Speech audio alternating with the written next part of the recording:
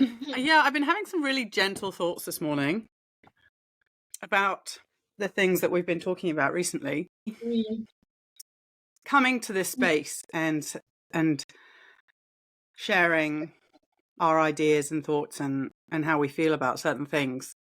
And there's a phenomenon. Have you heard of tall poppy syndrome? Do you have it in Australia? Yeah. So in New Zealand, it's really, really prevalent. And I'm very conscious that especially being British, although ironically being British, you tend to kind of like go, hold back a little bit.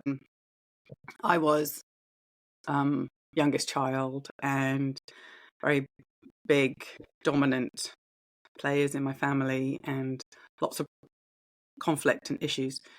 And then at school, I was kind of like very much in the quieter corner, and I feel like I'm in this stage now where I'm like I want to be the tall poppy. I think being in this and agreeing or talking, you inviting me, and then us talking about doing this and putting ourselves out there, I've definitely felt like, okay, well, I need to kind of shoulders back and be proud and confident of these are our thoughts and we love to share them. And so I think I've kind of come to the first few recordings and conversations and said, this is us. But today, I guess maybe we've had a day break and I'm feeling a little bit like, actually, there's a more gentler approach. I remember writing an article. So Cindy Kavanagh and Amanda Volkner, I think that's how you say her name. They published a magazine called The Long Way Home for a few years. Did you ever see that? It was so beautiful. And I had an article, they invited me to be featured, and I wrote an article about the oak tree and the willow tree. Yeah. But also I feel like for me, I'm these two, I'm not one thing. Well, nobody is one thing, but I feel I relate to trees a lot, not in a tree hut. Well, I just, I feel like very connected to trees. And I think, there's a big part of me that is strong and solid and, the oak. And yet there's this other part of me, the creative part of me that kind of bends and sways. And I guess, in this space, we're also both. We're also standing up tall, being strong, but also, as you say, either bending or even just being brushed a little bit by the wind. And as I said, I'm definitely in this space of it's my from my core, I want to be a tall poppy. I want to be up there and help and encourage and shine. And I guess it comes with raising your head, over the fence or over the, I'm here. How about, let's think about this. It's also just deciding what you want and not letting anyone stop you. And if that moves you forward, then it moves you forward. And it's having goals. You set those audacious dreams and goals. And instead of having excuses, just do it, because most people don't go after it. Yeah. Don't sit in the excuse, like you do you. Yeah. Yeah. And I think that most people don't do them. No. And there's a variety of reasons. Yeah. And that's where the tall poppy thing comes, cutting down the tall poppies all the time. But I think it's because the people that are the tall poppies have gone after their dreams or their goals and haven't apologized for it. And then the people that seem to cut them down perhaps haven't gone after their own dreams. Yeah. I think that's where I'm at in this space of being gentle in the It is my nature to be a peacekeeper and gentle. And yet I think because of the environment that I grew up in, I'm used to existing in the flight mode. I'm used to existing in the adrenaline space. Yeah. For a whole list of reasons.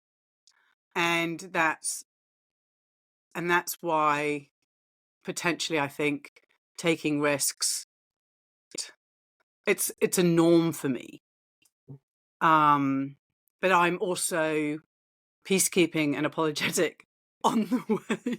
I guess maybe because I'm an empath, British. I'm a woman, and I was the peacekeeper in our home as a child. And we, as women, we're naturally empathetic. We take on the mental load, and we are concerned for other people's welfare and other people's business and other people's success. And I have 7 amazing women who have helped in the For the Love of the Photograph. Well, I've got way more than that, women that have helped in the For the Love of the Photograph sphere, but 6 or 7 core. And I'm constantly saying, if it's too much, don't do it. Like, just, it has to fit. It has to, and sometimes I think the pressure of the narrative of community over competition, I think it can be something else for us to go, for women to go, you have to consider everybody else as well. When you're trying to build a business and make money, you have to get up in the morning and make sure you've shaved your legs and washed your hair and put your makeup on and done everything for all the kids, not all the kids, but everything for the kids and everything in the home and everything for the animals and everything for this and everything for that. And also, it can be so overwhelming, and it can be so hindering sometimes. And I totally believe in that, helping others 100%. But I think there has to be an understanding that when you're in business and when you need to make cash flow work, numbers work. If building a community is part of that, that has to be, you either choose to build something or work with something or be part of a community because it's sort of almost outside or in addition to your business. But I think there's that space of, in many ways, it's a little bit like having a marketing budget. I've got a marketing budget, and I've got a whatever budget, and a travel budget, and an education budget, and a staffing budget. There almost has to be, maybe not has to be, but there could be like a community aspect. I had this great conversation with a lovely lady in the Valley called Sarah, and she was talking about how someone that had coached her had said, you only have so many buckets. And if you're trying to do family, and you're trying to do farm, and you're trying to do business, and you're trying to do community, you can't do each of them separately. Sometimes it's about combining the buckets. And I was like, that is so good. And I guess that's why when you have small children, it actually works really well, because the family or the children side of it sometimes goes in the same bucket as community. Whereas, for example, for someone like you who is in that space where your children are older, those buckets all of a sudden become separate again. Do you think? For me, and where I am at the moment, I have very strong boundaries, and know the why. Like, why do I? Yeah. What's the point of me building a community? Why am I building a community? Why do I need to build a community? Can I not join another community? Yeah. Like, how is this going to help me help other people? Or my question is like, why? Yeah. And I'm very strong in my boundaries of I only work a certain amount of days, because my whole business has been literally founded off having that time with my family. Yeah. And so I know that I am very strong in what I'm creating, and the community that I'm building around me is, I don't think of it as community, I think of it as relationships.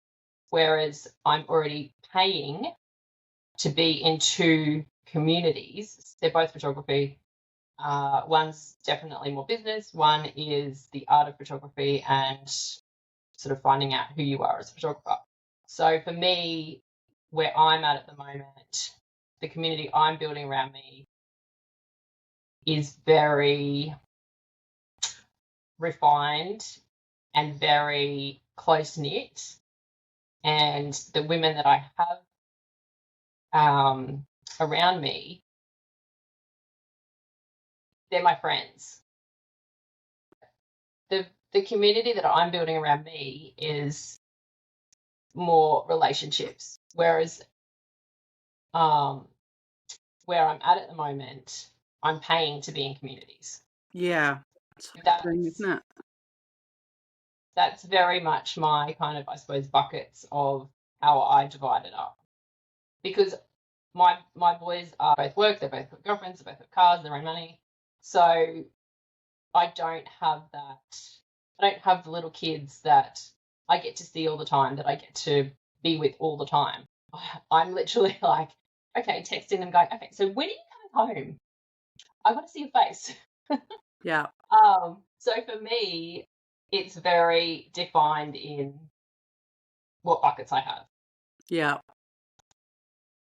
At this stage of my life, it's not, they don't kind of blend together. I've got a page in my book saying, women have millions of facets, not all of them can shine 100% of the time.